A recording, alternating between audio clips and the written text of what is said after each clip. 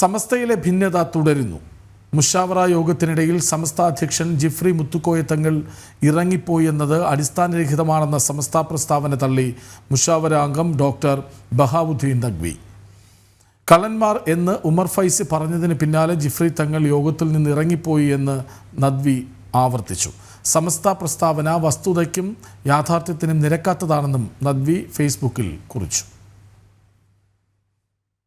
കഴിഞ്ഞ ദിവസം കോഴിക്കോട് നടന്ന മുഷാവറ യോഗത്തിൽ നിന്ന് ജിഫ്രി മുത്തുക്കോയ തങ്ങൾ ഇറങ്ങിപ്പോയെന്ന വാർത്ത പുറത്തു വന്നപ്പോൾ പ്രസ്താവനയിലൂടെ സമസ്ത അത് നിഷേധിച്ചിരുന്നു. വാർത്ത അടിസ്ഥാനരഹിതമെന്നായിരുന്നു സമസ്തയുടെ പ്രസ്താവന. സാദിഖ് അലി തങ്ങൾക്കെതിരെ ഉമർ ഫൈസി നടത്തിയ ഘാസി പരാമർശമായിരുന്നു ചർച്ച ചെയ്യാനിരുന്നത്. വിഷയം ചർച്ച ചെയ്യുമ്പോൾ ഉമർ ഫൈസി മുക്കം മാറി നിൽക്കണമെന്ന് ജിഫ്രി തങ്ങൾ ആവശ്യപ്പെട്ടെങ്കിലും ഉമർ ഫൈസി മുക്കം അതിന് തയ്യാറായില്ല. പ്രസിഡന്റ് പറഞ്ഞ സ്ഥിതിക്ക് ചർച്ചയിൽ നിന്ന് മാറി നിൽക്കണമെന്ന് ബഹാവുദ്ദീൻ നഖ്വിയും ആവശ്യപ്പെട്ടു. താൻ സാദിഖ് അലി തങ്ങൾക്കെതിരെയല്ല പ്രസംഗിച്ചതെന്നും അങ്ങനെ മനസ്സിലാക്കിയവർ കള്ളന്മാരാണെന്നും ഉമർ ഫൈസി തുറന്നടിച്ചു. ഇതോടെയാണ് ജിഫ്രി തങ്ങൾ ഇറങ്ങിപ്പോയത്. ഇത് അടിസ്ഥാനരഹിതമാണെന്നായിരുന്നു സമസ്തയുടെ പ്രസ്താവന.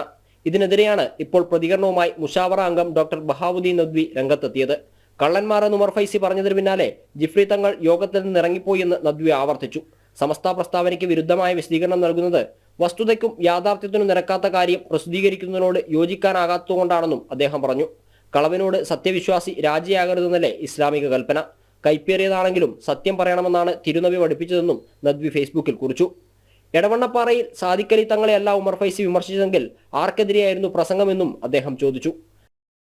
ജനം, കോഴിക്കോട്.